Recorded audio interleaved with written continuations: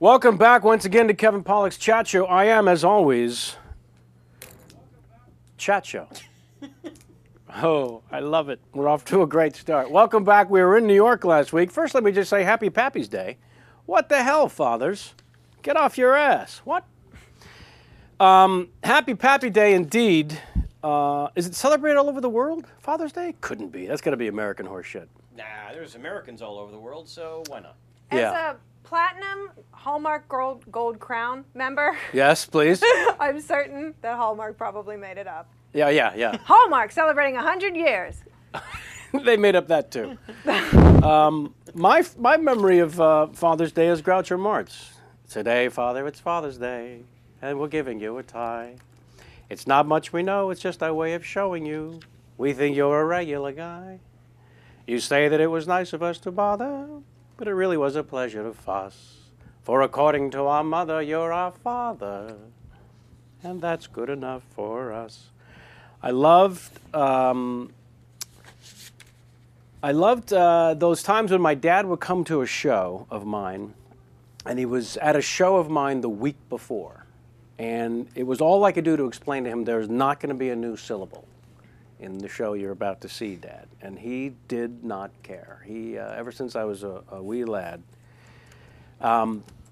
So I want to, we loaded up a couple of photos. There's a young Bob Pollak. Do we have that in the, there he is. Proud, standing at the bar, so, guarding the booze. There's not enough red in that photo, by the way.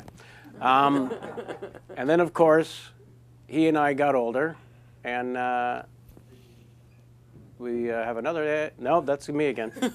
Wow. Yeah. Wait, you don't look that much older. When I said we got older, I didn't mean, yeah. That's all they got for you, apparently. Oh, okay. I gave him another shot of Pappy and I as older men, older Jews, but yeah, Bob Pollak, one of the great fathers, who taught me important to be a great provider, and what that meant was that you kids get what you need, not what you want.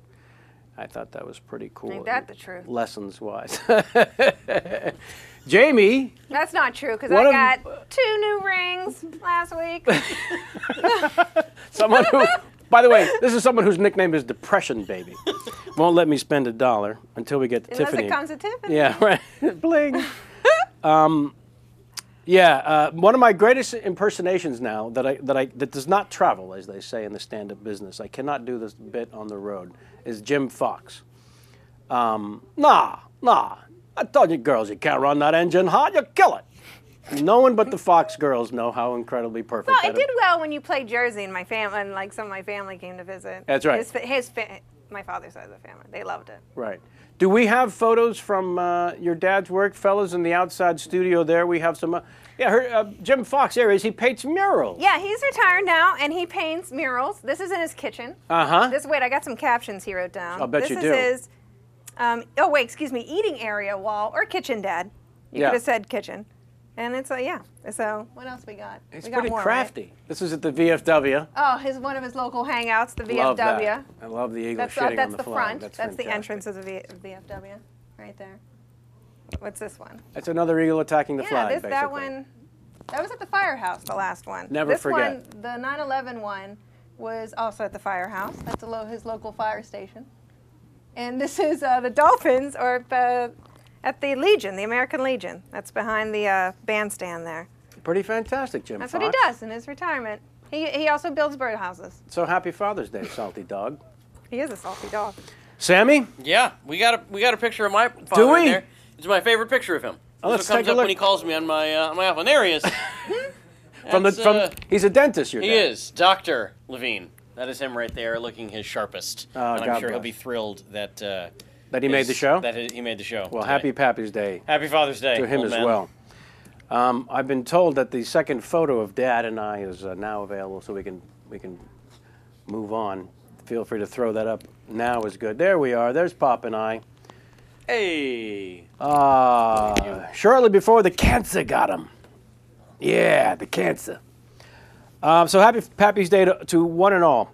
Last week, as I mentioned, we were in New York for the Internet Week New York. Believe it or not, I've become some sort of internet person. And they flew Jamie and I out there, and I hosted a panel with Terry Hatcher and Lisa Kudrow and Ben Silverman and Ricky Van Veen. They have Electus. That was fun. Never stay at the Standard, by the way, ever.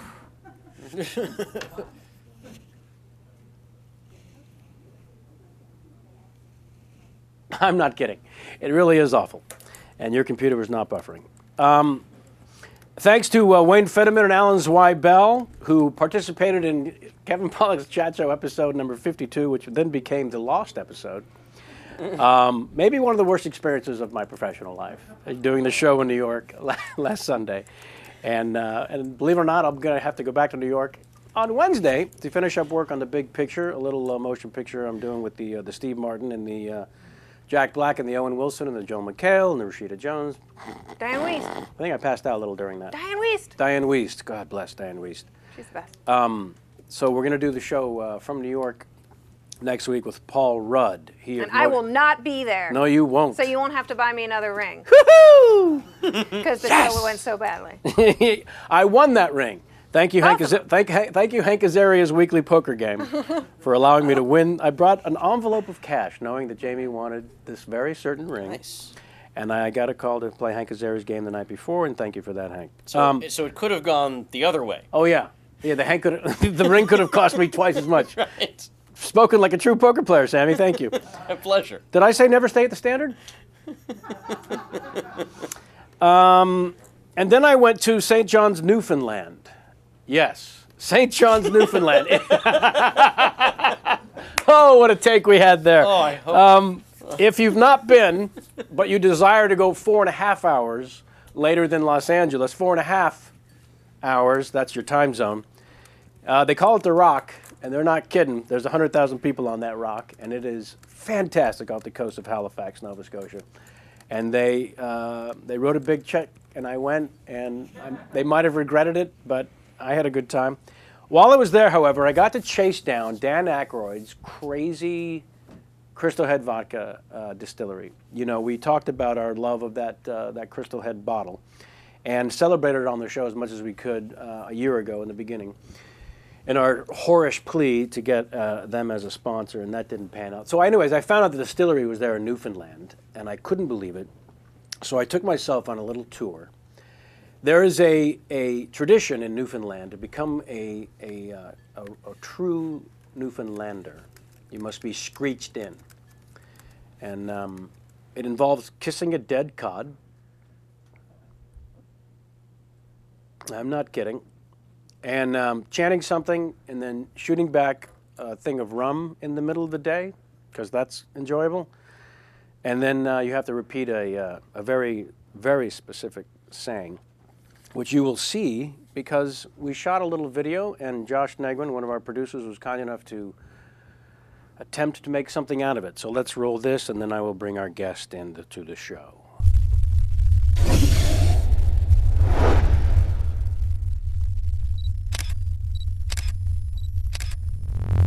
Reverse osmosis water, so it's really pure water. Okay. So we blend it here to 40%. Right. And then we filter it so that we get out all the impurities and it's perfectly crystal clear. So once that's done, You blend it over the diamonds here? well, that's the next part. Okay. Once that's done and it's in a tank and it's filtered, ready to package, it's going to be triple crystal filtered right here.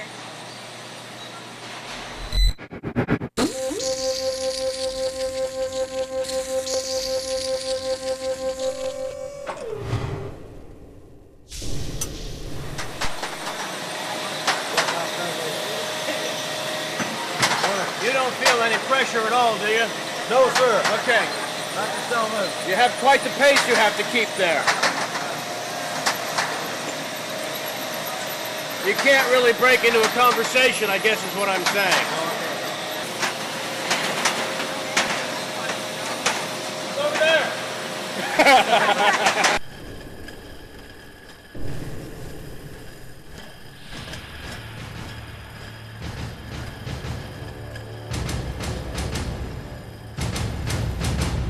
I tell you, I'd just like to pause for a moment and absorb it all. All right, here we go. You really do want me to kiss them? Yes. Do I have to use my tongue? Yes! I mean, that's all. People do it. Is your screecher, me sons? Indeed I is, the old cock and long made a big jib draw. Woo! Listen, what will I screech?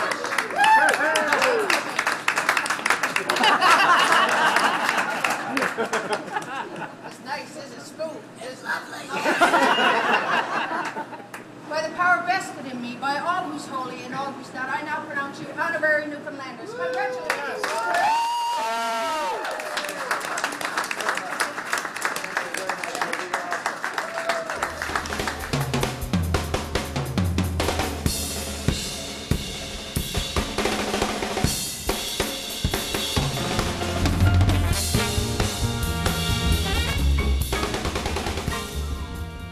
Thanks to Mike Hocko and Dennis Bishop and the whole gang there at the NLC.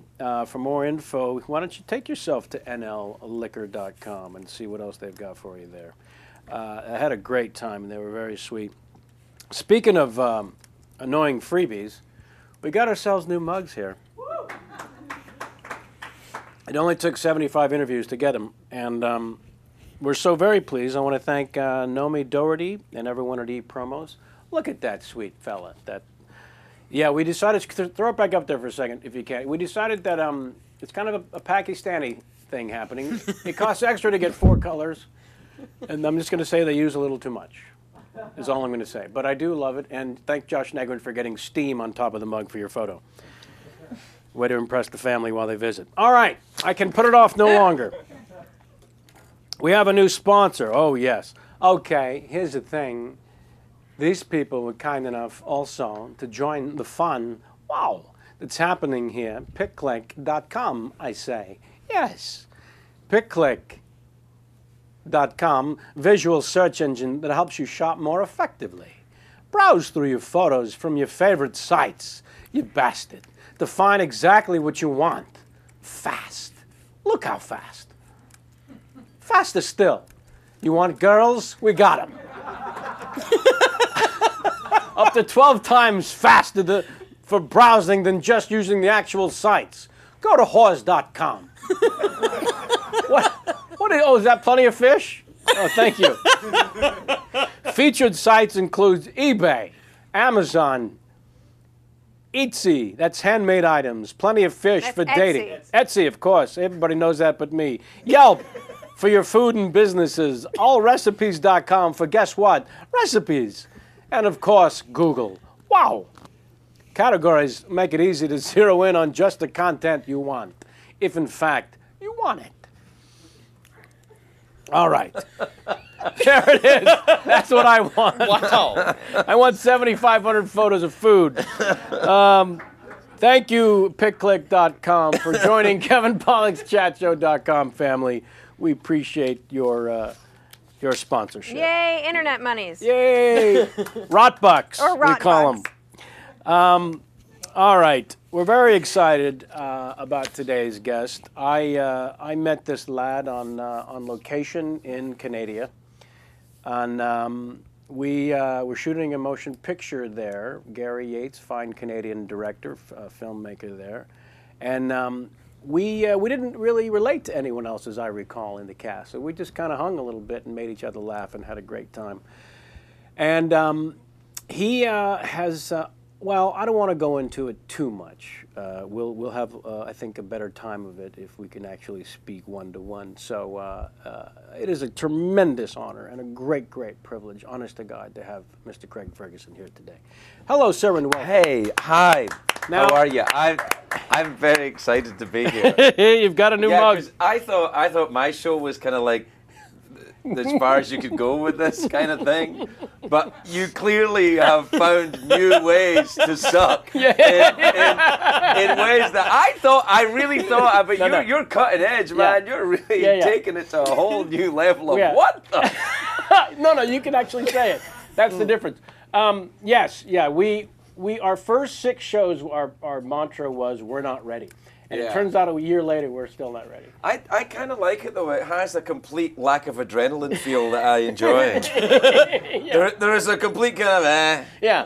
You it's know good. that closing moment on your show when you have your feet up and your tie off? Yeah. That's the whole show here. Yeah, no, that's fine. I like it. Yeah. I like it. I think it's very good, and it's very nice to be here. In the box? Yeah, whatever this is. It's lovely. Well, as you can see, you're sort of in a vacuum. Yeah, I feel a bit like I'm in some early Doctor Who. I'm waiting for something to be projected behind me. It looks good though. I certainly. Man, I'm getting old. Look at me. Here's the good news. Because it's online, Yeah. you can finally drop the phony accent. Oh no. I know you've been waiting. No. I know you've been waiting for the window of opportunity. So let's jump in first of all, if we may, Sure. with shortly after we worked together, up in the Canada. Yeah. Where I were we? like Winnipeg. We were in Winnipeg. Winnipeg. Yeah. Where was that restaurant we used to go to? You mean Earl's? With Yeah, the with all wait- the pretty girls. Yeah, I like that. Yeah. Yeah. That wasn't shit. No, that was all right. Yeah.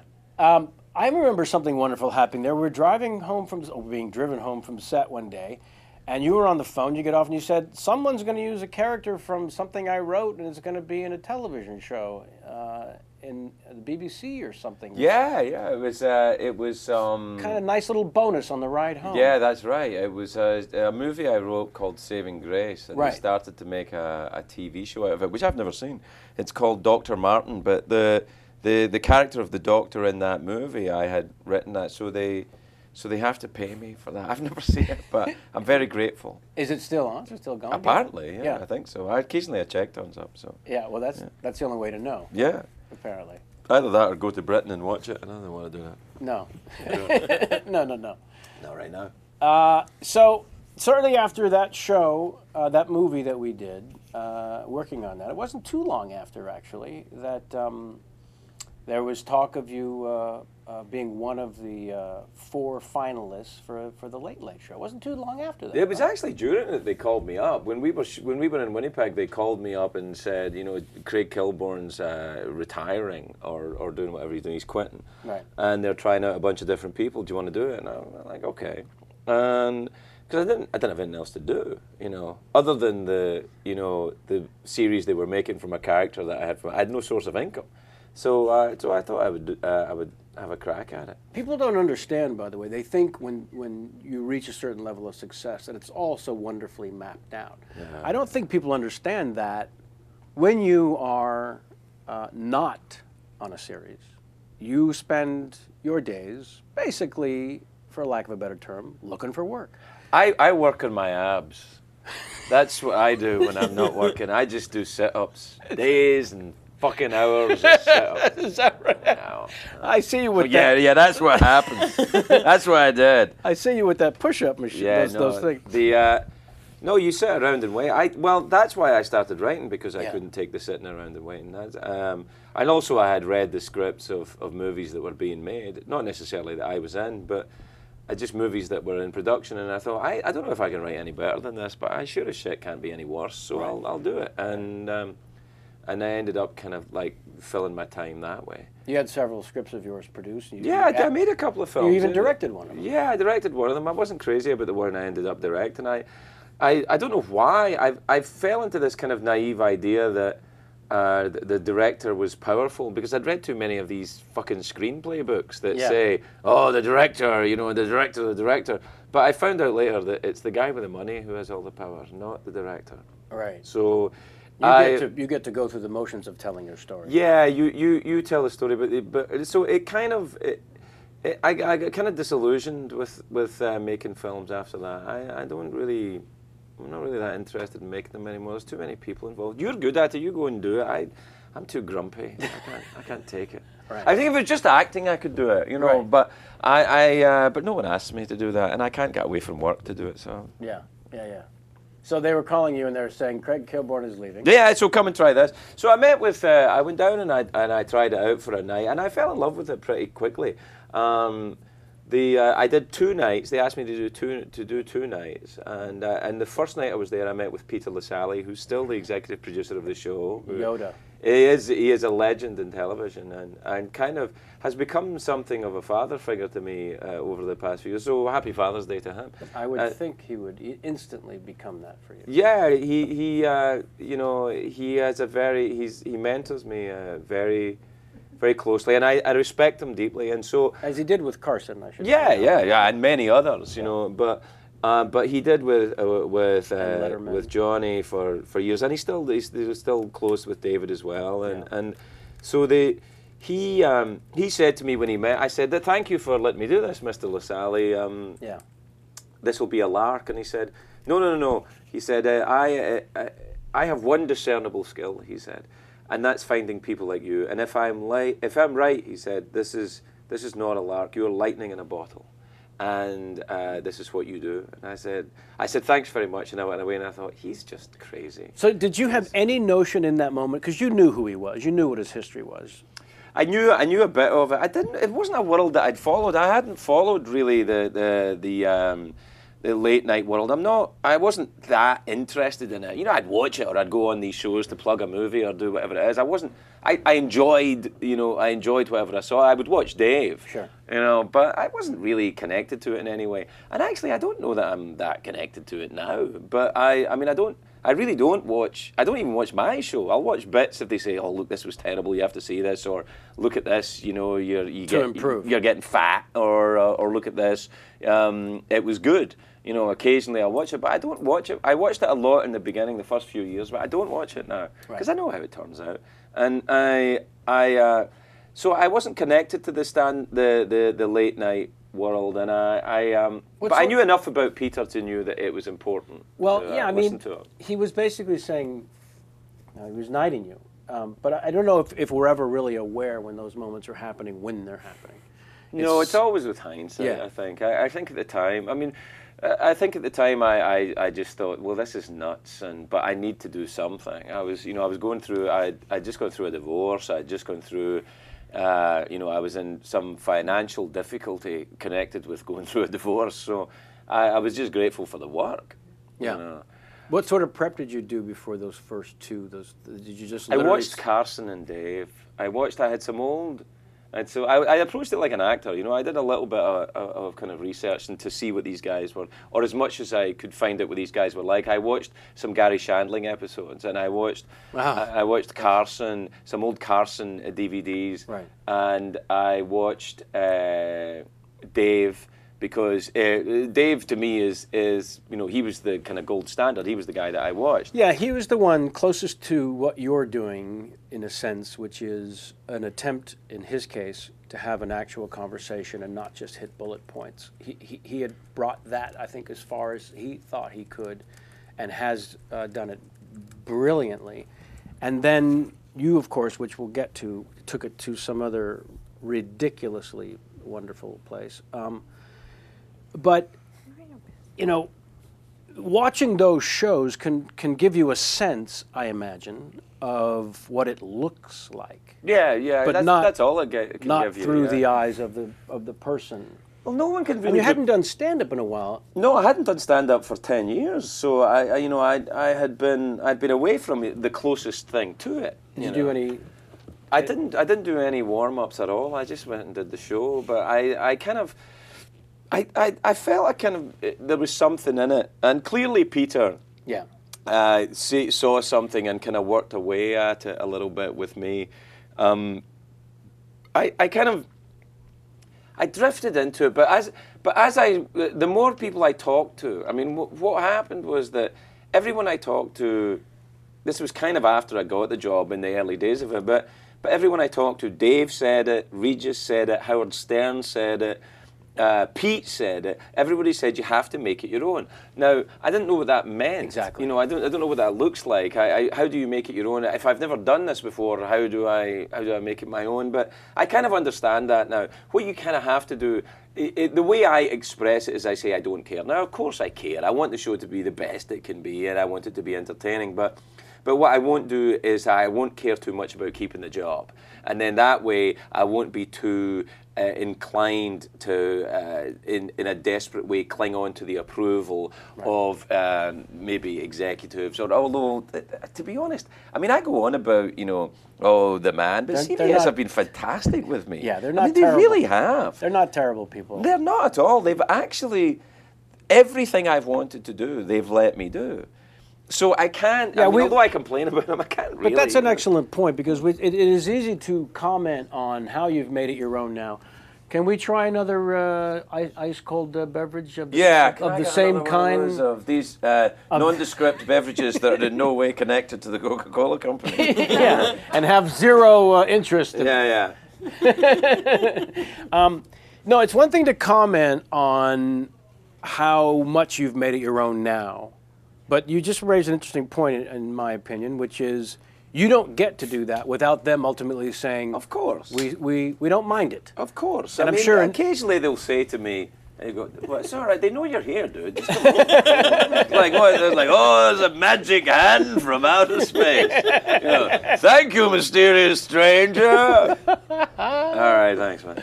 Yeah, you can leave the You leave the rest of Here, What's I'll wrong take- with you? Yeah. Get another one. Thank you very much. Yes, thank you. At Josh Negrin. Now, so they were kind. Well, I'm sure initially, as you were following everyone's advice, which is to make it your own, and you're right. How the fuck do you do that when you've never done it before? Yeah. So what you stumbled across was to break the monologue mold. Was that the first? Well, what happened was that actually 3 weeks into the job, it was through tragedy. Three weeks into the job, Johnny Carson died. Wow. And so Johnny, I didn't get a chance to meet Johnny, and of course he was friends with Peter, and it of course would have happened. But Johnny was ill, and then he died. I'd been doing the job about 3 weeks, and Dave was in reruns that night, that week. I think Jay was live, and everybody else was in reruns. Conan was in reruns, and I think Jimmy Kimmel was in reruns then, and that's all there was on the broadcast side at that point. And so I said to Pete, I don't know what to do.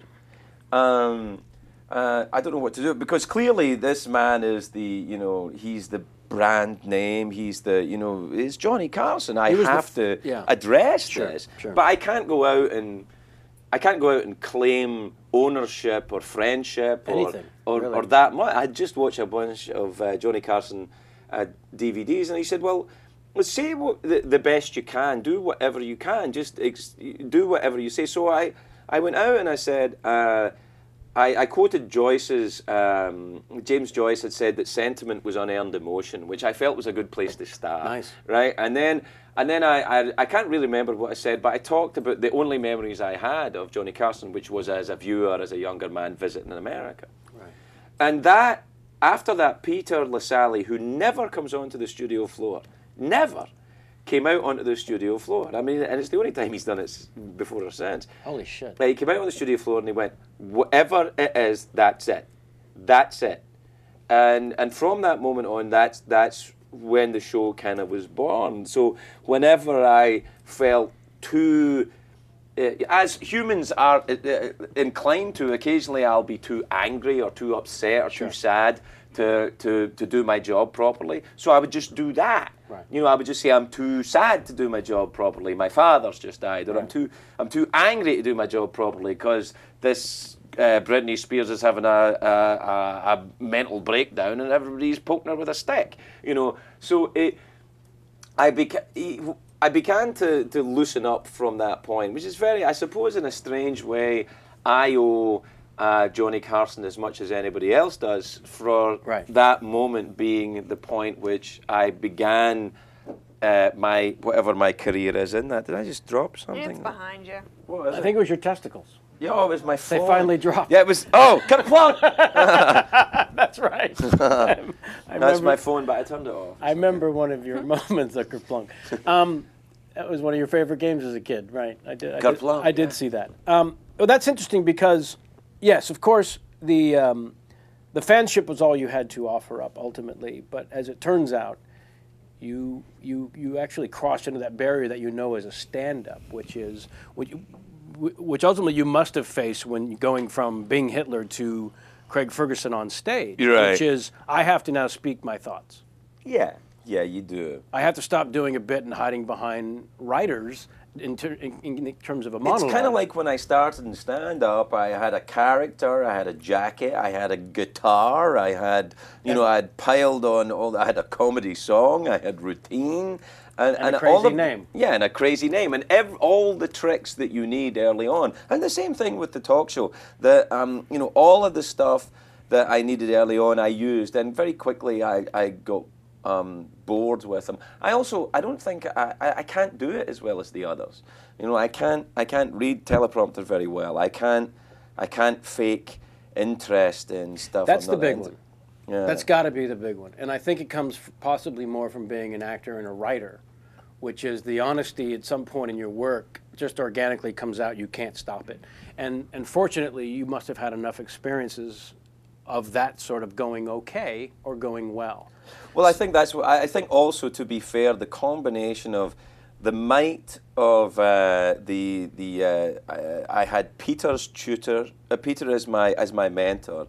I had the patronage of David Letterman, and I had a network which, for some reason, I had a relationship before with Les Moonves. Yeah. Now Les, of course, is the head of CBS and head of all of that kind of world, and was part of that decision-making process. And Les had hired me to work on the Drew Carey show when he was at Warner Brothers. So I kind of knew him, and he kind of, for whatever reason, trusted me to find my way to it. Yeah.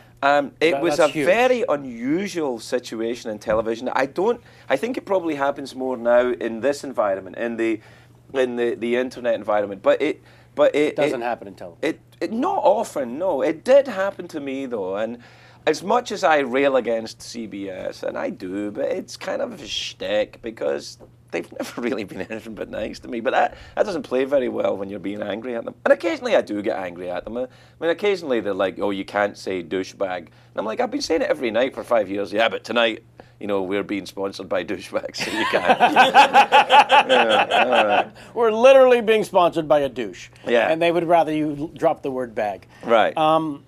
Yeah, Les Moonves, who I got to know before Warner Brothers, he was running Lorimar. I remember doing a pilot for this thing, and he marched on the set with a flank of flunkies, which is the name of my fourth book. Flank of flunkies.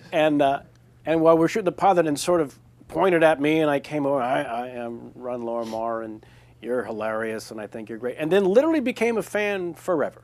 Just one of those guys. He reminds me of a throwback of the guys who ran the studios in the 40s. He's kind of got that mogul vibe about him, Les. And also the thing is, but he trusts his instincts. He trusts it. He goes with his gut. And also, what's an interesting thing about him is that I've never done this. I've never crossed Les, but I've got a feeling it goes both ways with him. Yes. I think that if you're his friend, you're in forever. Right. If you cross him, you're done. It's Sicilian. Yeah. That's the way it is. Yeah. And I respect that. I kind of like it. I know what I am with I'd that. rather know where I stand. Sure. Always. And especially in this business where you never, ever do. No, I know. It's hard that. I found that very difficult with the movies, that people would say, I really want to do that.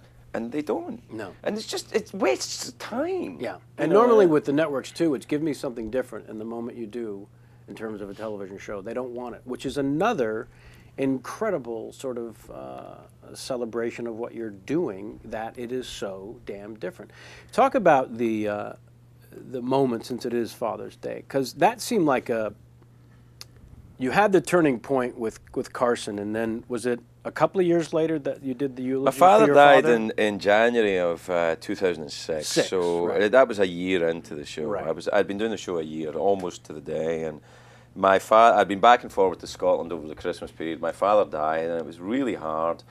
And so when I was talking on the show, I had said goodbye to him, and then came back to America, because we didn't know. It could have been a week, it could have been 2 days, it could have been a month. We didn't know, and so I came back, and my mother called. The plane landed, and I got a call from my mother, and he had gone, and I didn't know what to do, so I said to my mother, "What'll I do?" And she said, "What would your father tell you to do?" And I said, "Go to work." Right. And so I went to work. Right. But I was fucked if I was going to start going, hey, how about that? Can you believe that? Yeah. Yeah, hey, whoa, look at the size of the... No, fuck that. Yeah. So I just, I kind of... What happens with grief, which I've always thought with grief, there's if there's a silver lining to grief, it has the most astounding clarity. Yes. Grief, it brings that complete sharp, it's almost like tinnitus. It's like this, it's everything really sharp and bright. And of course I didn't care whether I kept that job that day. I didn't care about that. Right. My father had died, so I was just going to do what I had to do to get through the day. Right. And do what I thought was the right thing to do as regards my father. And I think to want to keep the job too much is dangerous, for me, because I start hating myself and doing the wrong thing. So what I did that day is it was an extreme version of what I try and live the show like every day, which is I really want to be the best show I can make under the circumstances of this day today. Right. So if it's the day that my father dies, it's not going to be about, singing fucking puppets. I don't feel singing puppets today.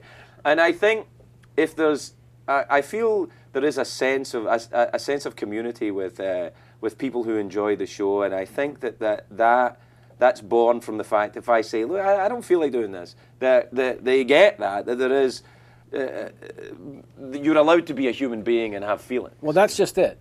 You're not normally allowed to be a human being. In fact, before Johnny was Jack Parr, and he struggled greatly with his true emotions and sharing them on the show. Right. The history of him and doing a talk show was really sort of crystallized in those moments. He walked off the show one night. Yes, that's right. So you may want to watch some of those episodes in terms of I watched a being little bit present. of Jack Parr, yeah. Because right now, I would say you're in the pocket, or as it's been described, which is I'm gonna, like you said, go out there and share what it is I'm feeling.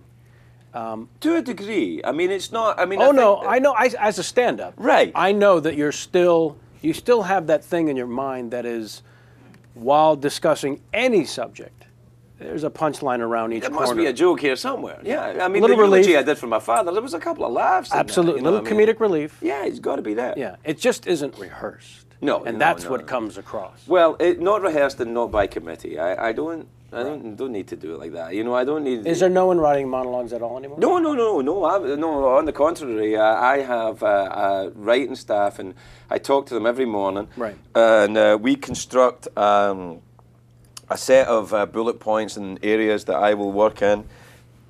Pardon me, this is very fizzy beverage, and and there are certain kind of gags that I will do, and sometimes I'll do almost 100% of that, and some nights I won't do it at all. Right. Whatever happens when it happens. Whose idea was the musical numbers with the That was mine. leather lederhosen? Yeah, no, that was mine. What happened was S&M. I was coming to work. Did you ever listen to Steve Jones from the Sex Pistols Oh at God, the radio yes. show? When he used to be on 103. Right. Now it's on the internet. But Right. Yeah, sure. Well, Steve, I love Steve, and he's a friend of mine. And I listened to his radio show, and I was driving to work one day. Jonesy's Jukebox. Jonesy's Jukebox, and he used to play the maddest and most obscure old records from his childhood. And he was playing one day as I was driving to work. An old Frank Ifield, who was a kind of crooner in the 1950s and 60s, had a song called "She Taught Me to Yodel." And I was listening. It was meant to be this indie station, and there's this whole kind of thing. Yeah. She taught me to yodel, yodel, and I thought it was hilarious. And I thought, I'm going to sing that on the show tonight. I'm just going to walk out and sing it. And from that was born the kind of, well, maybe a puppet can sing that bit, and then maybe and it kind of goes from there. Right. But it was really from listening to Jonesy. Yeah. Well, it's nice to have that sort of creative freedom, and also have the writers busting their ass to come up with pieces as well at the same time. Sometimes, I mean,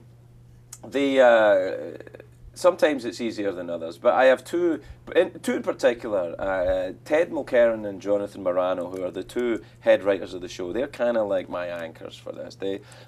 I talk to them, and we kind of steer it every day. Have they been? And they've been there from the beginning. They have been. Yeah. Wow. Yeah. Well, Ted was a writer's assistant under Kilburn.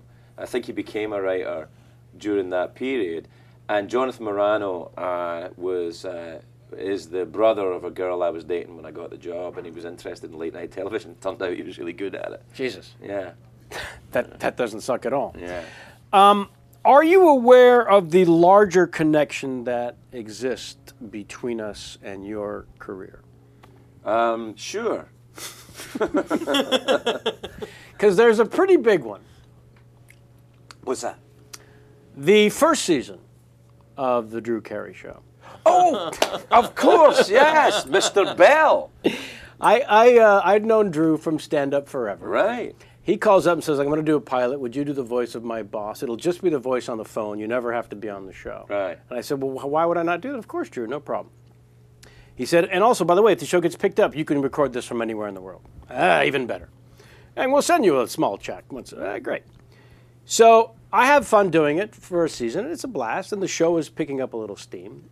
And towards the end of the first season, he says, you know, the fans and the network, they all kind of love the fact that I have this asshole boss, and they kind of want to see him. I don't imagine you want to be sixth lead on the show. And I said, at that particular time in my life, I said, yeah, no, thanks, but, you know, I wish you the best of the thing. And had I, on the other hand, said, I would very much like to be sixth lead on your show, they would not have needed a Mr. Wick.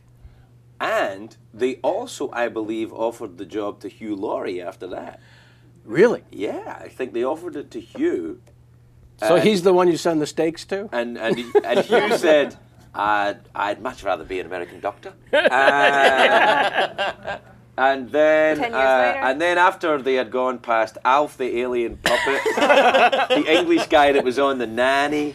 I got an offer. You were as well. doing, Yeah. So you were doing some you stuff. were like 10. You were doing, yeah, you were like 10, Sam. You were doing some stuff on Nancy Travis's show. Is that how they kind of found out I about did you? one episode of Nancy's show. Oh, just one? Yeah, just one of that. And they told me it would be recurring, and then they got cancelled. Oh, well, that's how that happens.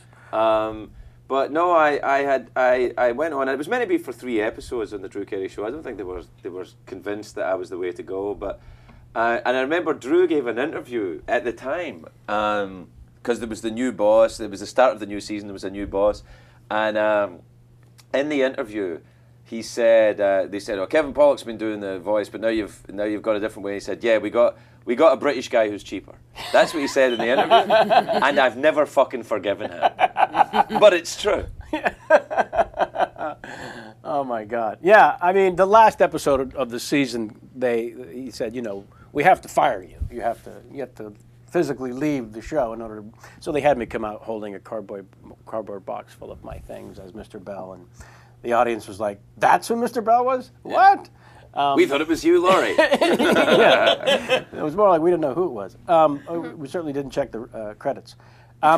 So that was a hell of a run, but I think from your dossier, it seemed like as much fun and exciting as it was, it got a little tedious to the point where you found yourself writing these screenplays. Well, I didn't have much to do. Like you said, it was 6 lead in the show. Yeah. I mean, as much fun as it was, and it was fun. But, you know, I mean, some episodes I would go on and go, "Kerry, you're fired." And that would be it. You know, and I mean, I'm not a great actor, but that shit I don't need to work that hard on. "Kerry, you're fired." I could do it now. You actually did it fairly well just now. Right, there you go. So I had to fill the time, and there was these trailers were outside the soundstage, and there was a line of trailers, and some of the other actors were there, and they had a little more or a little less to do than, well, nobody had less to do than me, but some of them had about the same, some episodes, and they would play Boggle or cards or, you know, annoy their agents or do whatever they did, or fill their lives and said, well, like Ryan had kids, so the kids were in the trailer, or whatever it was, you know. I mean, people would, and I thought, you know, I can't relax. The thing about being a Scotsman of my type, the idea of sitting down and watching TV or playing cards all day and picking up a paycheck doesn't sit well with me. Literally? Well, like it's in your DNA kind of thing? I don't know. I mean, it seems to be like that. I mean, nowadays I'm a bit better with it. But well, that comes with age. Yeah, I think so. Yeah, I think I need to sit down now. I'm tired.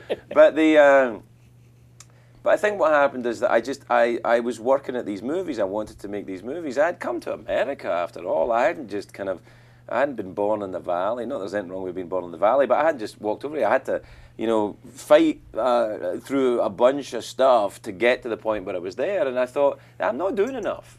And so I started writing these movies. And I was lucky enough, I guess, in the first movie that I wrote with a friend of mine, a guy called Sasha Gervasi. He was a very talented writer.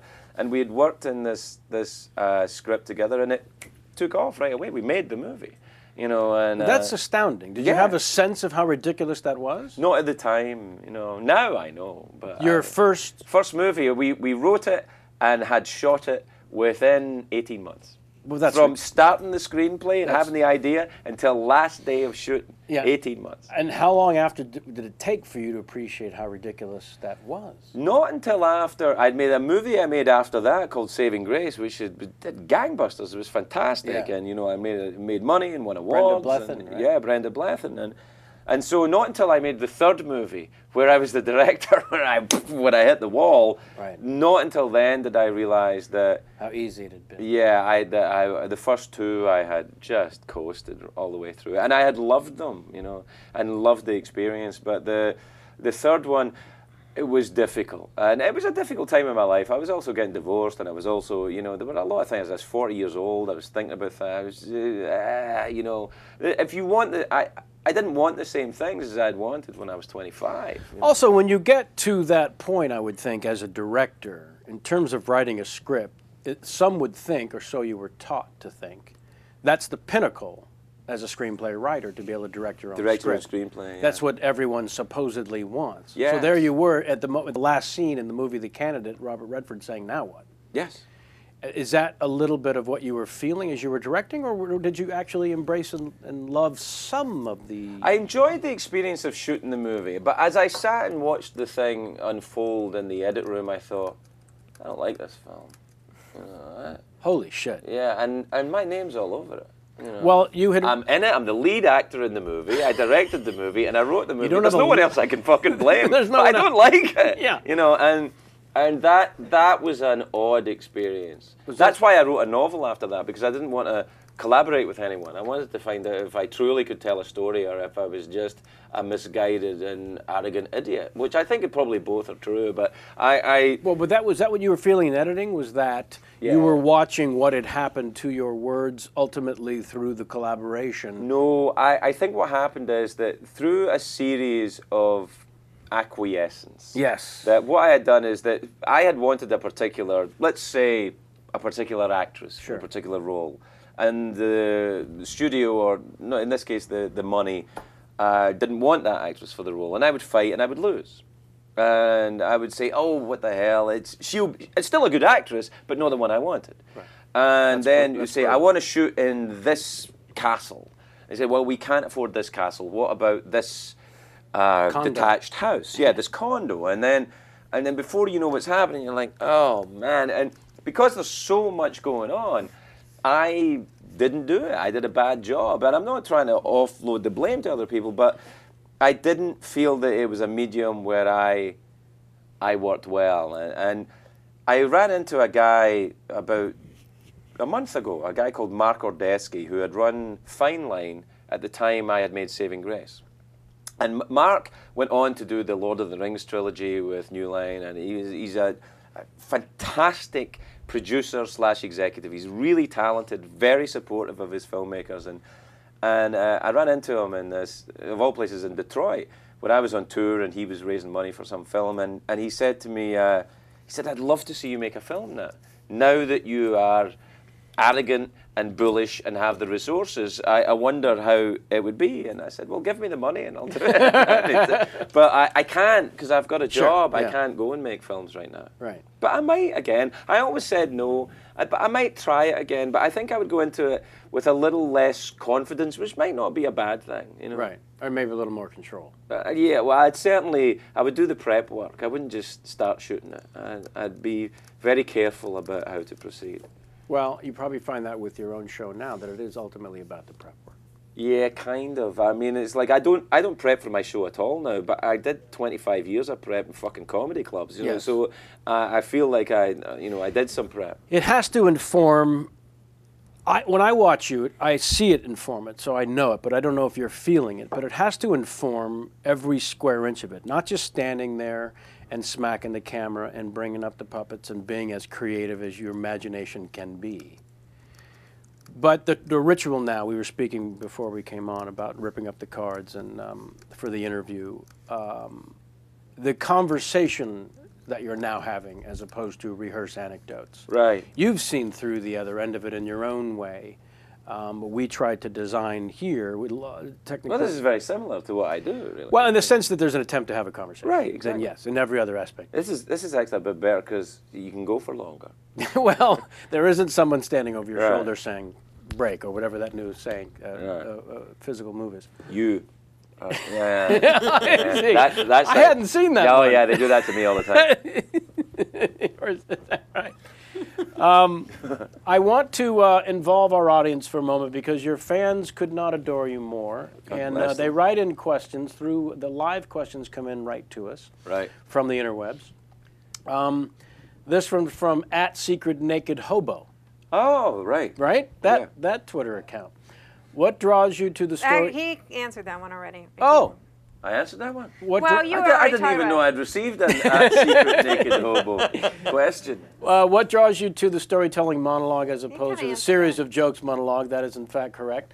And the next one. This person had several questions. Oh, look so- at this guy. He's getting all technical on you. @SecretNakedHobo wants to know, Craig, if CBS gave you a larger LLS budget, Late show. Right, Get a- right. what would be the first thing you'd do with the money? So you've got a larger budget now, Craig. You don't have to do your singing numbers live right there in front of the camera. Right. If you want, you could actually spend a little more money. I'd love it. I What do mean, you do? there was I actually tried to do this. I had this idea I got clearance for from the Cure to do Friday I'm in Love. Jesus. And I wanted to get Don Rickles and I to run out of an office to lip sync in this and get in a plane and go to Las Vegas and do this thing where Rickles takes me around Las Vegas and we would lip sync Friday I'm in Love with showgirls and like movie stars coming in and that. But I don't have the money for it.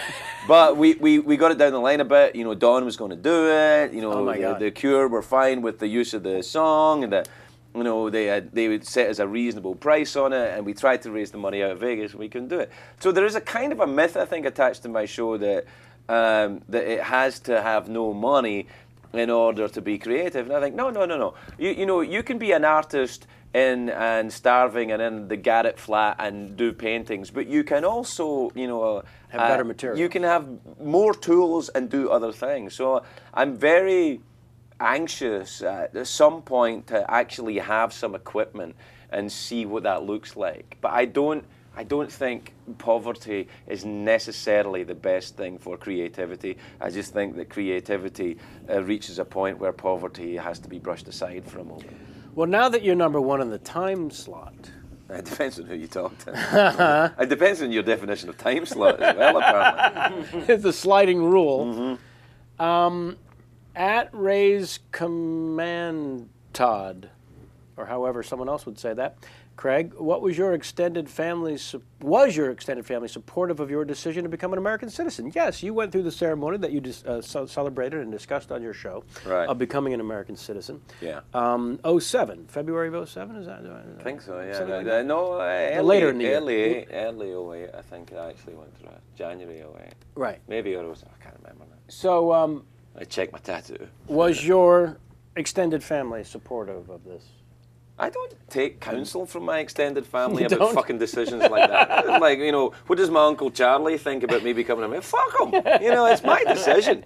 Well- What I think... What went into the decision? The decision was... I made this decision a long time ago. I just didn't know I had. I first came to America when I was 13. I became an American when I first saw this place. I went, on my first trip here when I was 13, I went to a bowling alley with my cousins and I tasted root beer. And I thought, this is awesome. Yeah. You know, and there were a whole bunch of different things that happened. You know, I always believed this was a place where opportunity there seemed to be more of it. And as I came here, work drew me to America, work and a desire to be part of it. I came here when I was 21 and I lived in the East Village. Right. And I was an illegal immigrant at that time. Now I'm a citizen, I can fess up to that, you know. And so that was a kind of tricky time. And I left because I was going to get, you know, kicked out. And if you get kicked out, it's very hard to get back in. So I left and I came back again later for work. Are you saying immigration was at your door? No, they weren't at my door, but I was almost getting arrested in lots of different occasions, and occasionally some diligent cop was going to go, wait a minute, where are you from? Yeah. You know, and I was living a very different kind of life then, so I thought I better get out before I get into real trouble. And I came back when I had gotten sober and things had changed a bit. Did you move back at that point? Yeah, I came here in January of 1995. I had nothing, but I had the belief of, you know, Rick Siegel, right? Rick was my manager at the time, and Rick said, "Come to America. It'll work here." I had known Rick from doing comedy, the stand-up at the Montreal Festival. Sure. And he said, you know, he saw me after I got sobered up and I cleaned up, and he said, "You're really different. You're marketable now. Come to America." And so, in January of '95, I did. But I had always, you know, again, it's in hindsight. I look back at, you know, coming here when I was in my early 20s and coming here when I was in my early teens with my father. Right. I think like an American. By that I mean. Yeah, what does that mean? I think what it means is that I think in a way that a lot of you guys who were born here probably don't notice. I explained that for me it's explained through baseball, because if you teach the kids in this country, you teach them baseball. A few other countries you teach them baseball. But baseball is very important because, and I talked about it in the book, because baseball, you know, you hit 3 in 10, you're a star. Right. You know. You're a star. You're a Hall of Famer. Yeah. You know, you had 3 out of 10. As a career average, yeah. Right. So the idea to swing and miss there is no disgrace connected to swing and miss. Wow. None. Wow. That's quite the analogy, yes. So what happens is, from a very early age, the kids, I watched my own son, Little League, you know, the ball's sitting there on a tee and T-ball. You swing and you miss. Never mind, try again. You know, and that gets into your head. Yeah. Now, where the time and although place they have pushed it too far now. This has become everybody's a winner. This has become Jamie's bane, one of her banes, which is that there's no booing and everyone wins. There's no losing at the. Actually, I hate to say this, but what's Jason Calacanis's? What does he call this generation? Gen Y. No. The validation. What's the phrase? J Mac will know. Do you know what I'm talking? Everyone gets a trophy. Yeah, everyone gets a trophy. Like it's everyone gets a trophy. Yeah. Well, you know, I mean, okay. I'm okay with everyone getting a fucking trophy, because when I was, everyone gets stabbed where I grew up. So I give everybody a fucking trophy. Why not? I'm sorry. You said everyone gets stabbed. Yeah, well.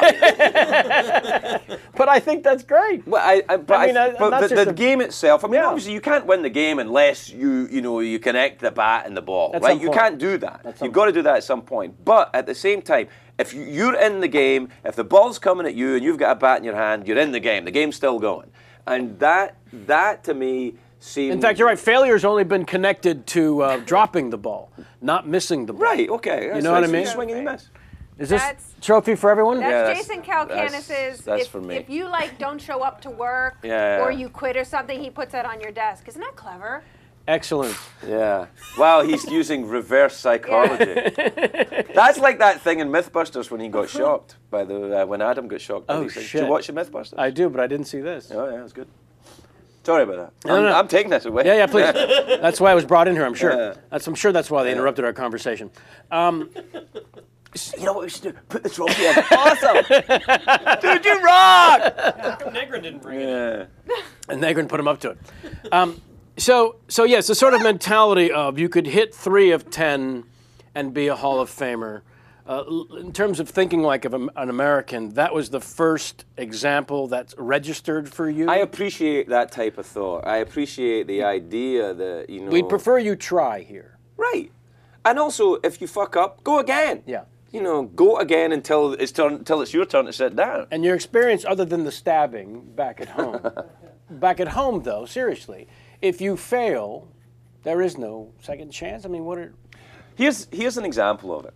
Back home, before my mother died, she was in a care centre, right? Okay. And I went back home about 6 months before she died, and I took her out for lunch.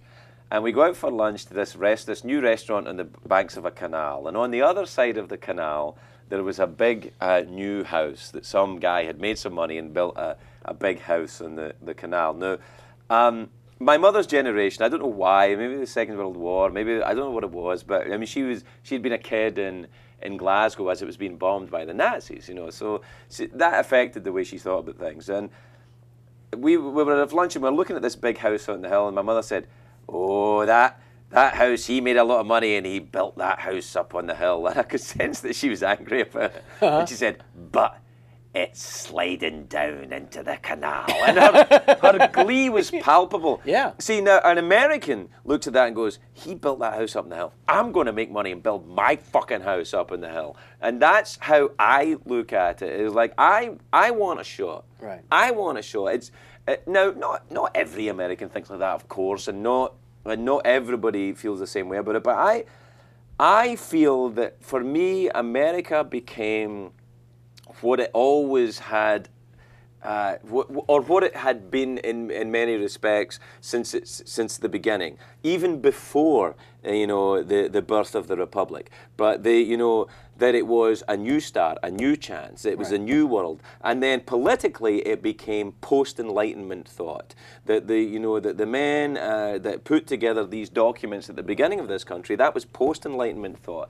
I had grown up in sectarian violence and hatred, where church was connected to politics, and what they categorically, as far as I can see in the documents that begin the birth of the United States politically, they said, let us separate the church from politics. That would be called post-Enlightenment thought. Now, nowadays there seems to be a movement to include the church in politics. I don't need politicians telling me how to fucking think. Yeah. I need politicians to pay the fucking bills and do what I tell them to do with my fucking vote. What I don't need them to do is tell me who I can and can't worship. It's none of their fucking business. Yeah. So, and that's in the Constitution. So I felt that there were areas of political agreement for me with the Constitution of the United States, right, and also the philosophy of many right-wing people and left-wing people. I agreed with large tracts of both of them, which I became fascinated by. Right. That I somehow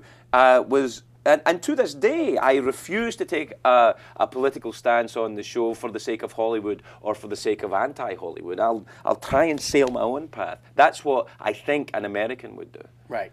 Right. Well, that is thinking like an American. I hope so. Yeah. And you take flack. Some people get mad at you from either side sometimes. And I think, okay, that's all right. We're allowed to get mad at each other. That's what we do. It's debate. Well, it sounds like what you've decided is you're not running for office. I'm not running for office. Right. No. You're not even running to stay in the job, quite frankly. No, I'm not. You're trying to do it the best you can. I'm trying to live the best I can in the day that I'm in. I'm trying to make a little money and stay out of jail.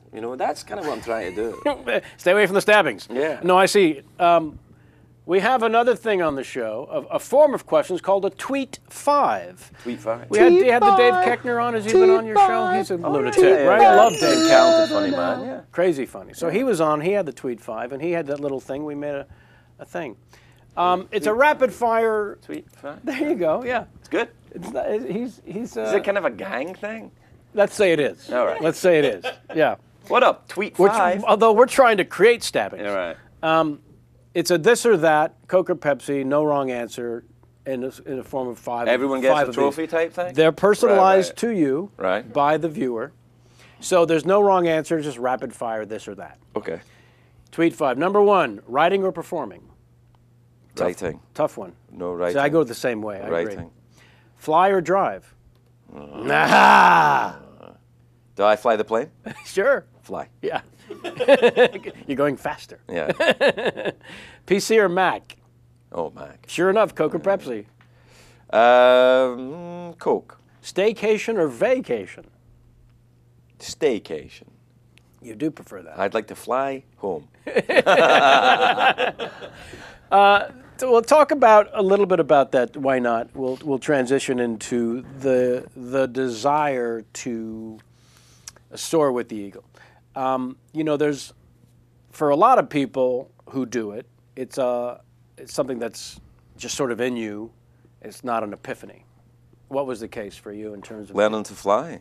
deciding to get your pilot's license? Well, I was terrified of it. I don't like being afraid. It feels in some way like a restriction of freedom. Oh, it is. And I Even if it's you restricting. right. It was something that it would stop me. So I would not get on planes to go places. I would be, or if I went, I'd be afraid, or I would drive.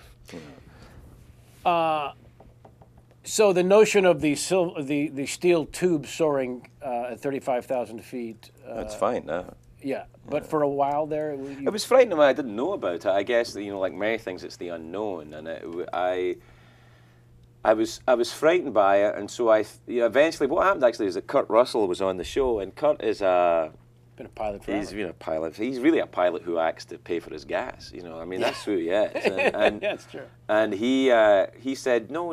He had read my first book when he was on jury duty, so Wow. which was a weird thing. So he had said, "No, I've read your book. You're not frightened of flying. You think like a pilot. You're just a control freak. That's your problem."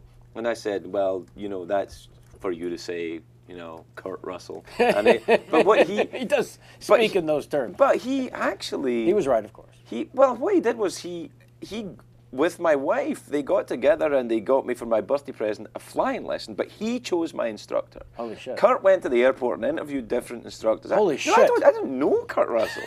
He goes and is like, "Hi, I'm Kurt Russell. I want to talk to you about flight instructors for this guy." And so he did all of that. Then he arranged it and he got me on I started going up with this flying instructor, and the first few flying lessons is the most frightening thing I've ever done in my life. These tiny little planes over the Simi Valley. It was horrifying. It must have been. Oh, it was outrageous.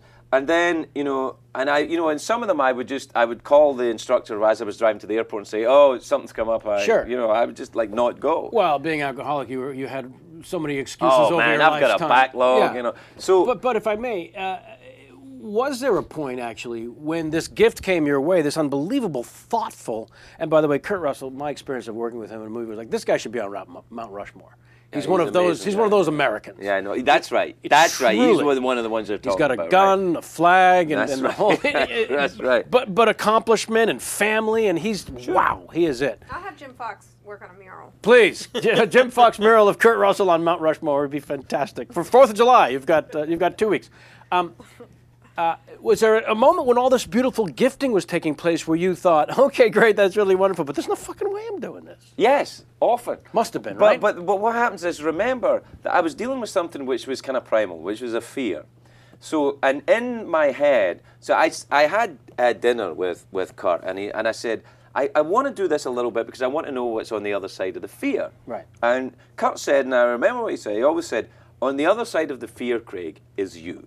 That's what he said. Jesus. Right, and so he says that, and it sounds like it's in a movie. So when I'm trying not to drive to the airport, or flying in the plane and trying to learn how to land it, or whatever it is, in my head is the voice going, on the other side of the fear is you. But also, it's fucking Kurt Russell saying it. You know what I mean? So it's really like a movie. Our John Wayne, yeah. Right. Yeah. So Kurt Russell is saying it, and then I had about 8 hours, and Kurt says, "I'll take you up in my plane." He has this nice single-engine plane. So I got up in his plane, and we're flying into Santa Maria Airport, and he says, "Land it." And I'm like, I don't know how to do that yet. And he went, it's all right, I'll stay with you on the controls, land it. And there's a crosswind going across it, and I'm sitting and I'm like, but it's fucking Kurt Russell. You can't cry in front of Snake fucking Plissken. You can't fucking do it. So I'm in the plane, and we're coming in, and the plane's fucking sideways, and Kurt's like, ha ha ha. And I'm fucking trying to, and I feel like, and I get down, and Kurt's like, oh, it was terrific. And he has a soda, and he has a cigarette, and we go back on the plane, we go back to Santa Monica, and I go home, and I have a nosebleed and a panic attack. But I don't do it until I go home. Because it's fucking Kurt Russell. Literally. Right. So oh my God. And after that, I kind of, despite myself, as much, I read a lot about flying. And I read a book called Night Flight by Antoine de Saint-Exupéry, I think I'm pronouncing it right, who is a French existentialist and fighter pilot. Because those things go together. Yeah, I am so bored, but you must die. He wrote about. I'm so bored, but you must die.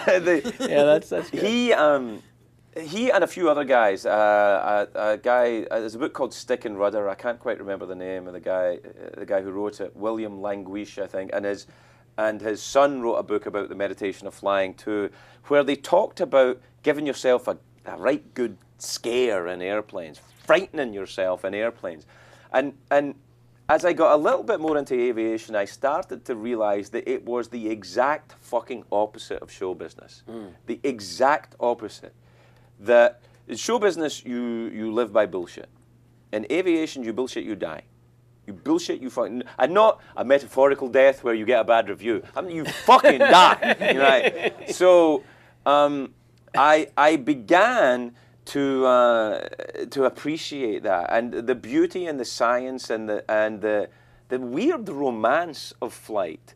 And I bet there's, and I don't know this, so it's really a question, that there becomes a certain amount of control under the guise of I can't control the elements. Absolutely not. But there's a certain amount of, if you follow these rules and you know these instruments and the math involved, and you watch and you check and you walk around the plane before you and you follow every single guide, is there a sense of control at some point? There's a sense of as opposed to what you were feeling of what you were dealing with. The physics of it right. Produces the wonder and the awe that I think all people have for nature.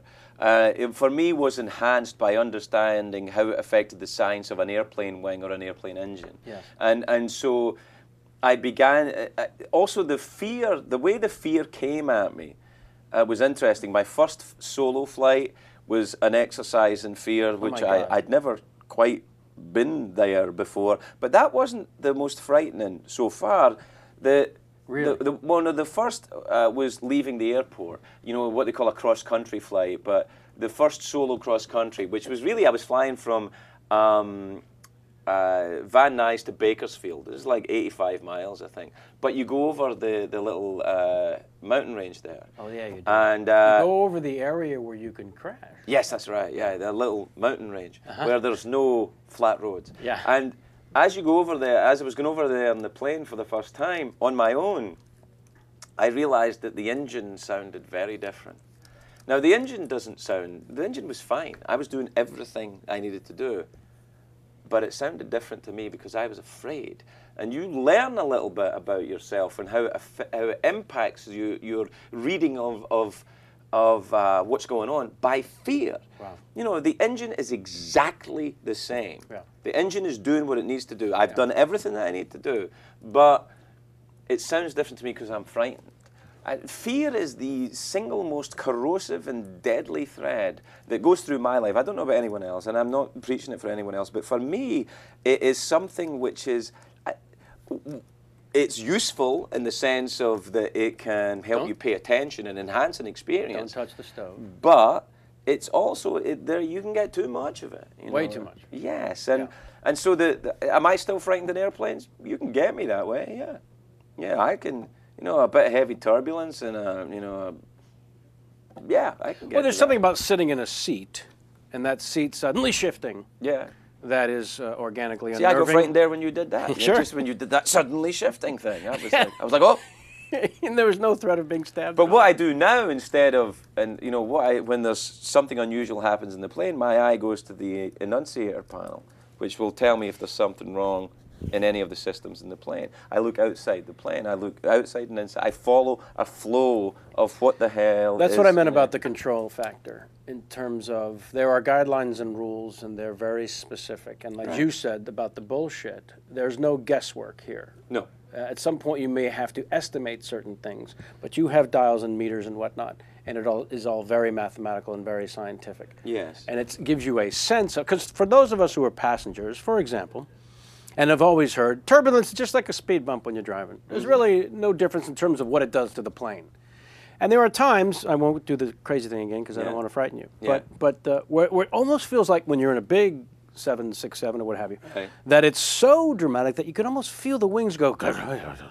There's a strange sort of. They're meant to do that, though. As it turns they're out. doing their job. Yeah. Yeah. So settle some of our minds, if you can, from what knowledge you may or may not have in terms of, is it just a speed bump to the plane? Here's what I know. Yeah. The pilot wants to make it. Desperately. The pilot wants to get there too. Yeah. And They're all John Waynes, the pilots. they're not all John Waynes. I mean in terms of. they want to get there, you know. But it's not just they want to get there for their job. They want to get there for their passengers. Yeah, well, they want to live, you know. What I do in turbulence, if I'm flying the planes, I slow it down.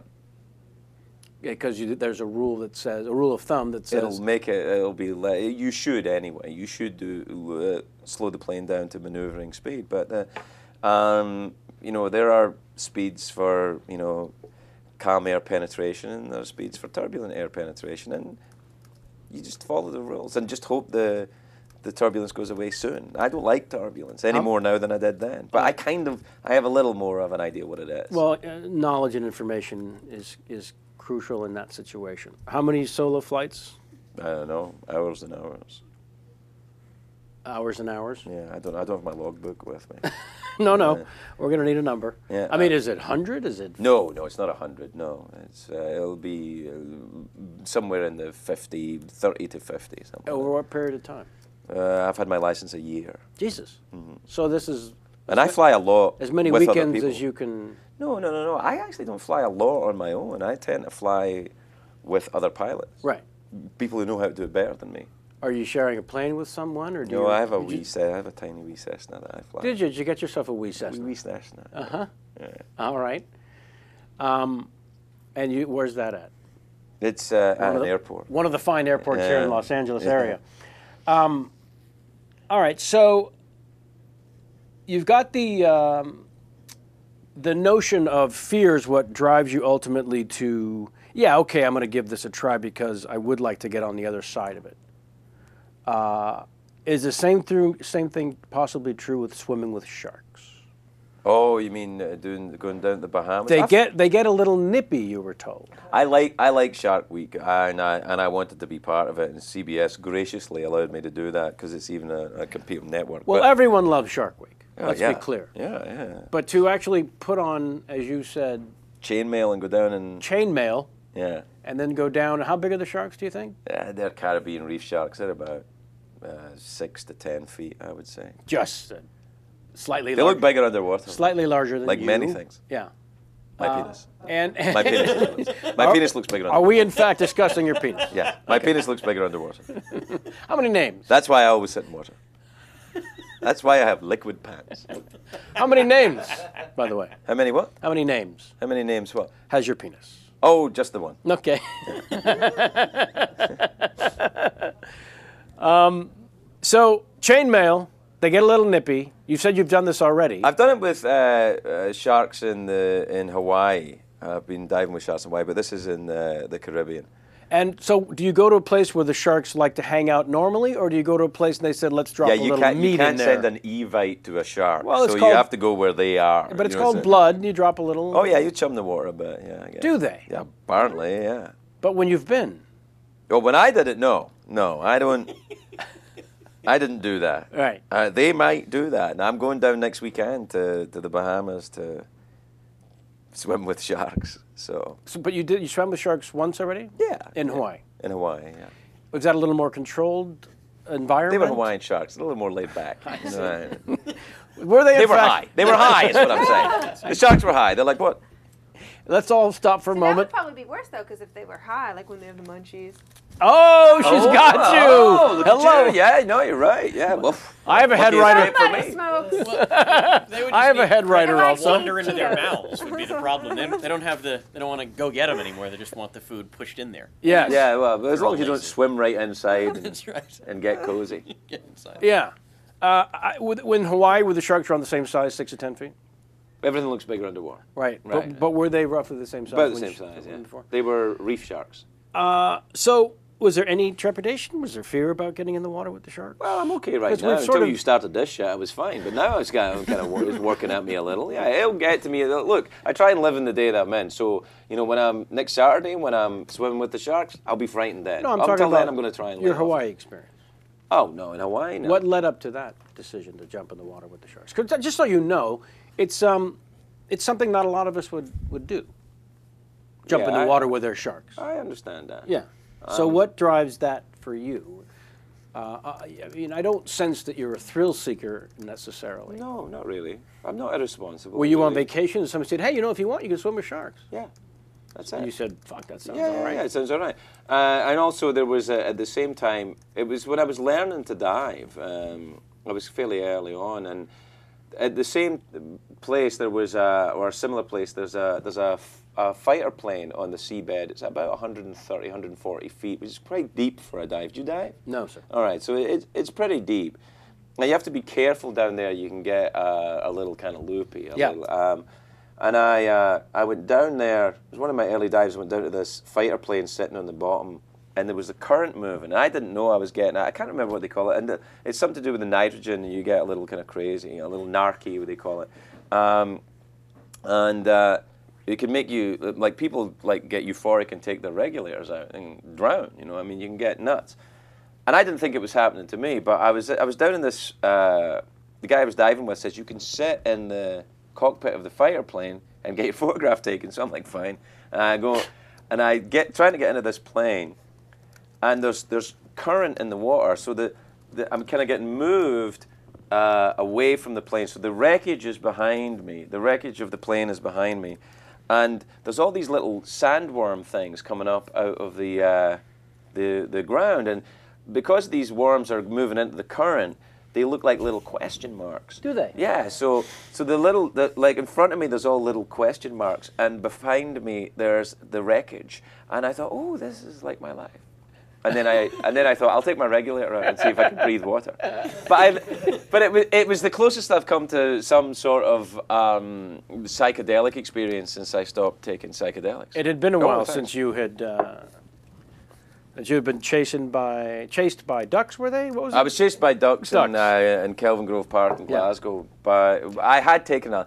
See, when I took acid, I never took acid like in the, all right, everybody, let's sit down in a calm environment, wear white clothing, make sure we're all clean, or sit by the riverbank and take some acid. I was like, I've been drinking Guinness for 4 days, let's do a tab of acid, that. And it produces some very odd effects. Yeah, some ridiculous effects. Let's go to we're gonna bring out the Twitter game here. So Sammy, warm it up. But first, let's go to a little more audience involvement. Aye. At Colleen. Oh, by the way, you didn't give the credit for the last tweet 5. I didn't mention. The At Colleen Byrne was the. Colleen _ Byrne. Yes. All right. At Colleen _ Byrne. Thank you very much for the last one. And here's a new one from at Remind you of anyone. They leave out certain letters trying to be clever, and it always gets me. Yeah. But it is, in fact... Because it is clever. Yeah. That's how they get you. I see. Yeah. At Remind You of Anyone. Well, that's the one that has one of your photographs as an icon. Right. This tweet 5, Mr. Keckner. T5. Thank you. T5. T5 forever now. Number 1, sweet or salty? Salty. Led Zeppelin or the Beatles? Zap. English or maths? English. Coffee. Maths. English and maths. I can't choose. Don't make me choose. Coffee or tea? Coffee. The Muppet Show or Sesame Street? They're the same fucking thing. No! Don't get her started. Muppet Show is for adults, so you probably won't say much. Yeah. Well, it depends on the situation. That's like saying, you know, like shoes or Feet. feet. Yeah, like, well, in the bath, feet. Out the bath, you know, running on a shingle beach, shoes. Did you meet Spielberg while doing Freakazoid? No, I never did. Fuck no. Yeah. Your mom, perhaps having the memories of World War II that you mentioned, how did she feel about being Hitler? I mentioned it just in passing before. This was a character you created to do stand-up when you were hiding or surrounding yourself with these blankets of comfort to not be yourself. You were a drummer in a punk rock band, and someone suggested that you get up and create a character. Yeah. So you had this punk rock sort of character, and that's what brought you one of the Being things. Hitler, yeah. It was Peter Capaldi, who's an actor who. He was in the band with you. He was in the band. He had used that name, so I used it in a kind of theft way. Sure. And it was a name which we thought would have shock marquee value, and we were right. Yeah, you were. Yeah, but it wasn't anything remotely involving Hitlery stuff. It was a silly name. Nah, it was stupid. There was no Jesse James photographs. Oh God, no, nothing like that. No, in Scotland, they fucking. No, I still remember that. Yeah. But no, it wasn't like that. It was that. But my parents did meet Spielberg. Did they? They did. What happened was that my mother and father came to stay when I was doing the Drew Carey show, and they stayed in the Shutters Hotel down on the beach. Lovely. In the San And I walked in, because they were waiting in the lobby to see me one day, and I walked in, and Spielberg was walking out of the lobby as I walked in, and I was going to pick them up, because they wanted to stay in the hotel down by the beach, and I was making a little money. I put them out down there. And he walked by, and of course I know it's Spielberg, but I don't know Spielberg, so I keep walking, and I go up and they say, "We were just talking to Steven Spielberg. What a nice man he is." And they had talked to Steven Spielberg about his films and his career. Apparently, he sat and talked with him for about 10 minutes. How lovely. Yeah, which I'm not. You know, I'm not a fan of Spielberg. You know, how can you not love Spielberg? But I'm extra pleased about him. I don't know the man at all, but I'm pleased he did that. Yeah. That was a very cool thing. That he was especially kind to you. Also, everything I hear about him is kind of like that he's kind of a dude, you know, he's okay. Yeah, he's got the nerd in him that Sure. he did when he first got into the business. It's never really gone away. Just a tremendous amount of respect. Well, I've worked with Katzenberg, who you know, the part of the DreamWorks triumvirate, and Katzenberg's very like that. He's very approachable, very easy guy to be around. And I'm quite surprised that some of these, you know, very powerful Hollywood people are complete assholes, and some of them aren't. And I think I'm more surprised when they're not. Yes, you are. know, You expect them to be. Yeah, I expect them assholes. to be terrible, and they're. Some I of them found really a lot are. of the being assholes comes from their own insecurity as Sure. opposed to being a bully per se. Yeah. Like some of the big movie stars I've worked with, I'm shocked that their antics on set is really completely and utterly based in they don't feel like they deserve to be a movie star. It's just so transparent. Sure. What's happening there? Well, you know, it's like if you're getting paid $20 million for a movie. How do you justify that? Well, you don't justify it. Nobody justifies it. So you say, "Whoa, I won the lottery. I'll be grateful." Then you're fine. Right. Because nobody deserves that kind of money. So just go, "Wow, I won a fucking watch. Great. Yeah, I got a trophy." You know. Yeah. You've got to feel, as much as you're not going to pander to keep the job, you've got to absolutely embrace that I said it to you before we went on the air. Coming from stand-up, coming from writing, coming from acting, you've got one of these dream gigs that you had no idea would be that. Yeah. Going into it. Yeah. You had no idea. You were encouraged to make it your own. And because of that, it was those moments that became epiphany for your audience. The eulogizing your father, the talking about Carson when you first broke down prior to the thing with your dad. When putting together your dossier, a lot of the stuff that's written is about you being true to yourself, not just in the monologue, but what the show is to you. So as a job, as an opportunity of one's career, are you aware as you're in the pocket now that this...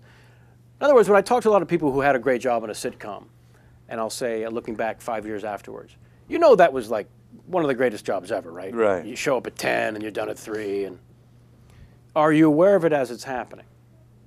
the way the show is. As you are now. Yeah, I am aware of it. Are you driving to work going, son of a bitch, this is great?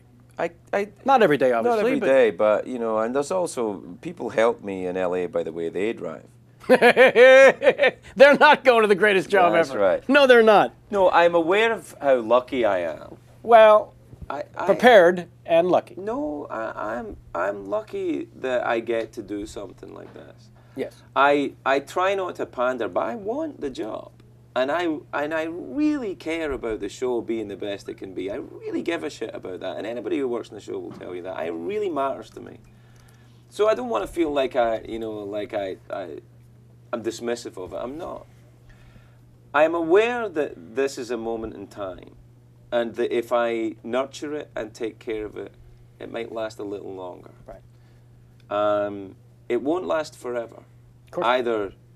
Either they'll get tired, either you'll get tired, or I'll get tired, or the people that facilitate or give me the ability to, they'll get to somebody. It will come to an end, and as it should. Right. Or someone will promise you another time slot, and then you move into it, and then that person will want the job back. All that stuff.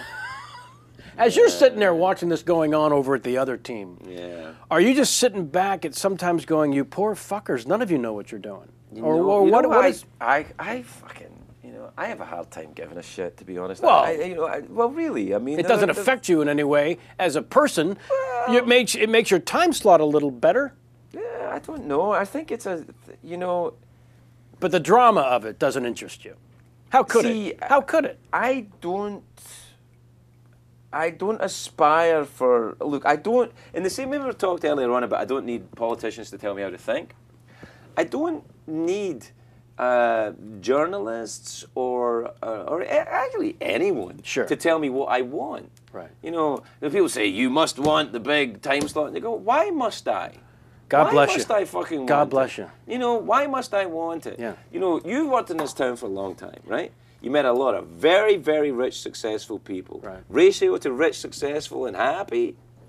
Not so good. Not so good. No. So Don't you want the more pressure though? Don't you want oh my God, that's truly what they're insisting. Yeah. You must make it more interesting for us. Yeah. Make us more money. How about you fucking make me an omelet, motherfucker? No. Yeah. No. You've got the greatest job ever. Right. And they would rather you strive for the allegedly better job. And I'm not sure everything it is. has to be a stepping stone to something else. Why can't it be today? Today's today. But I think it is.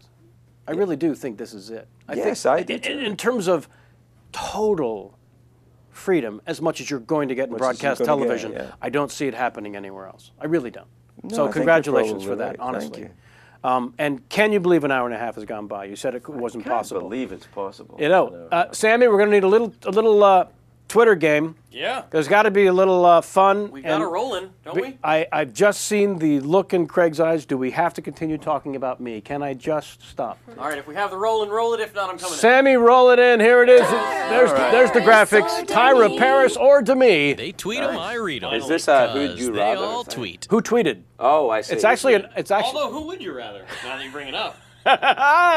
Maybe that's question number one. All right. Tyra, Paris, or Demi. Speaking of which, I've been reading over Jamie's shoulder the chat room. Yes. And presumably many of our female viewers, maybe a few male, they seem to, they want me to give you some sort of love tap. I don't know what that means. I'm just going to pat you right there on the shoulder. You do that again, I'll hurt you. Fair enough. Fair enough. Okay. All right, so here we go. This is the Twitter game. Okay. Tyra, Paris, or Demi. Now you're familiar with the Twitter because I know I follow you on tweets. Right. You might be muted. Check your pack. I don't think I'm muted. You wanna? I got a little. You want us to talk in here? No. Am I muted now? I'm pretty sure I just unmuted it. Yeah. No. Did you fix it, Kenny? He's unmuted. Kenny had it. No, I was unmuted before. This show's falling apart at the seams today. That's right. At the seams. I didn't mean it when I said I would hurt you. I wouldn't do that. Oh, it's okay if you want to. You want to come over here? I really do. Nice little close. A little close. All right, that's good. right. I'm not comfortable now. Now is it getting weird? All right. So I'm going to read a series of 8 tweets, and then you've got to ring in by saying your name, because I'm not looking up, and I don't know who's ringing in. So you're going to say Craig, and you're going to have 3 seconds to tell me whether it was Tyra, Paris, or Demi who authored this tweet. So who tweeted, basically, is the game. So I read the tweet, Right. and then you ring in Craig, and then you tell me which. He's going to read a you got random from here. tweet, and then we have to guess who said it. Okay. Now, there's money involved, is there not? There is. You took something from Calcanis's wallet? As always, I raided Jason Calcanis's wallet before the show. And this crisp $20 bill is up for grabs. Whoa! That's U.S. money, Now by it the gets way. interesting. Huh? American money. You don't eh? see that All over right, at then. CBS, That right? is greenbacks. All right, there you go. How about that, by the way? One of the ridiculous things about our business and why per diem is the greatest thing in life. Man, we never see our money. It comes in check form. It goes to a person. Do you ever chase it down? I mean, sometimes I just want to see the damn stuff. You know what I'm saying? It's so bizarre. I keep it in an envelope. Okay. My money in an envelope, and I carry a gun. But you know what I'm talking about? It's crazy how we never see it. Yeah. You get to a certain point, the checks come in, they go to a person, he takes care of the thing, he puts a little over here, and your kid should have a nice career in college. I'm okay with it. Yeah. Yeah. I've always insisted on being paid in singles. Okay. In case I go blind, I want to be able to Sometimes count. I'll be doing a gig and I'll have to picture the money stacked in $1 bills in order to get through the gig. All right. All right, so here we go. Yes. Tweet number 1. Tweet number 1. Tweet number 1. The scoring is ridiculous, so I'll just make it up as we go. Here we go. Tweet number 1. Sometimes I spend way too much time in the drugstore. I swear, I'm obsessed with toiletries.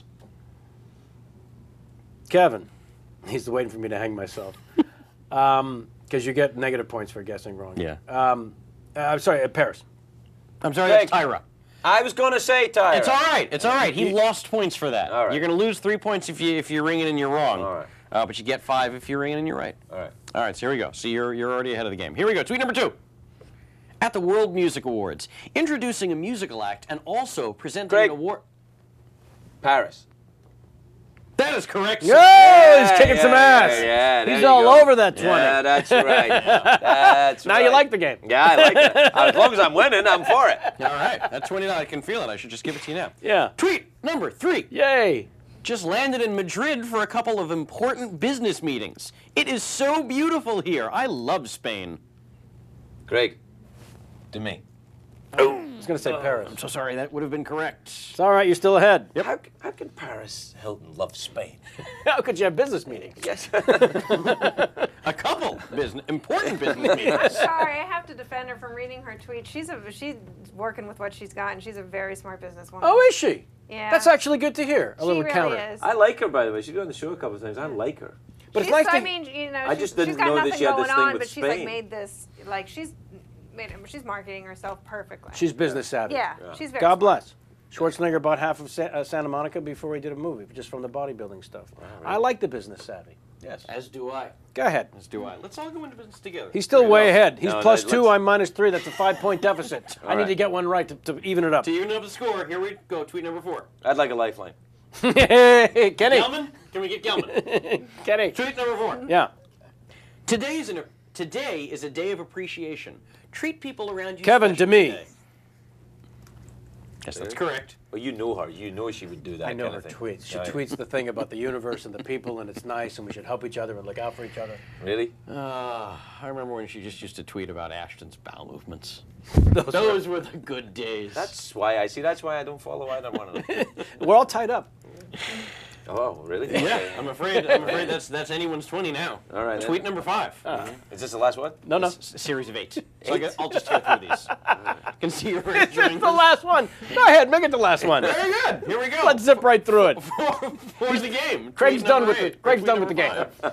5. Let's be clear. Ate off my friend's plate today. I couldn't help it. It looked better than mine. Greg, I love Tyra. Oh, are you so right? You're so Here, right. ladies and gentlemen. There you go. How about Yeah. that? That's American. There you go. Put that American right one. in the wallet. There mister. you go. 7-2, your new winner. Craig. Ferguson. There you go. God bless. Thanks. That's how There you go. win, Tyra Paris or to me. Sam Levine, thank you, Sammy. Sam, very good job. There you go. Ah. There's your fake money back, Sam. No. Stacey No, Calcano. we insist. I can't. No, then I have to declare it. You have to accept it on the air, and then Yeah. after the show, you can give it back. All right. Right. Hey, listen. I don't want to keep you anymore. It's Father's Day. You've got a life, and you don't have many days off. I just honestly meant the world to me that you carved out some time for us. Honest to God. I hope I didn't get you into trouble. Oh no, please. If anyone. I hope I didn't get myself into trouble. More importantly, Yeah. that's all we want. there's a lot we didn't touch on. You're a best-selling author. There's a whole lot of stuff. If it's possible, we'd love to have you back at some point. And by some point, man, I mean next week. No, man. You get a cup. Yeah, all right. If I get another cup. But I don't want this dude, whoever that is. That Packy? Hey, now. Honestly, unbelievably thrilled for the opportunity that you've made the most of. Thank you. With your show. And long may you run. And honest to goodness, I think you are in the absolute perfect position of all the performing goods that you bring to any table, and you celebrate it on the show. As a viewer, it doesn't feel like I'm watching someone at work. It feels like I'm watching someone at play. Really, it's not really work. Yeah, I'm watching someone at play, and I can't imagine a better scenario. As long as people keep watching, as long as I can amuse myself as well as them, I think we'll be all right. Good enough. Yeah. All right, as you know, as I explained prior, the sign-off agreement is that you have one last duty, which is the Larry King game. Oh, right. I will go over the rules one last time for you. It's simple enough. You must do a bad Larry King impression. You're there. There is your camera. So give us the moment where Larry... We didn't even talk about the Peabody Award or the Stephen Fry... All right, you'll have to come back. You're there. We gotta talk about sharks. What happened to the groceries? Suzanne Plachette, there was a woman.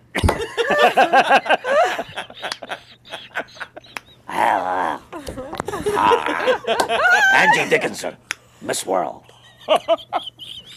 Yeah. Go to the phones anytime you'd like. You're done. Do we do the phones? Sure. What happened to the groceries? This is from Margaret in Lake Titicaca. So he's dinosaur, Pacino. There's so much going on here.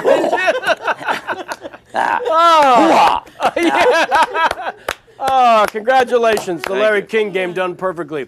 All right, sit there uncomfortably for one more minute while I just sign off. All right. Thank you, Craig Ferguson, for being everything that you are and sharing as much of your life as you possibly could with us. I want to thank everyone for tuning in as always. Next week, one of my favorite actors, actually, Paul Rudd. Good luck with that. Yeah, thank you. Coming from New York, as Jamie knows, is going to be quite the task. So here's hoping. Knock wood. I will not be there. Yeah. So while we've been in here, of course, conducting business, as it were, I wonder what the crew has been up to for the past hour and 21 minutes, because they've had a bit of time out there. What? What? Where's the... Oh, see what they did? Oh, hey, look at that. Volume.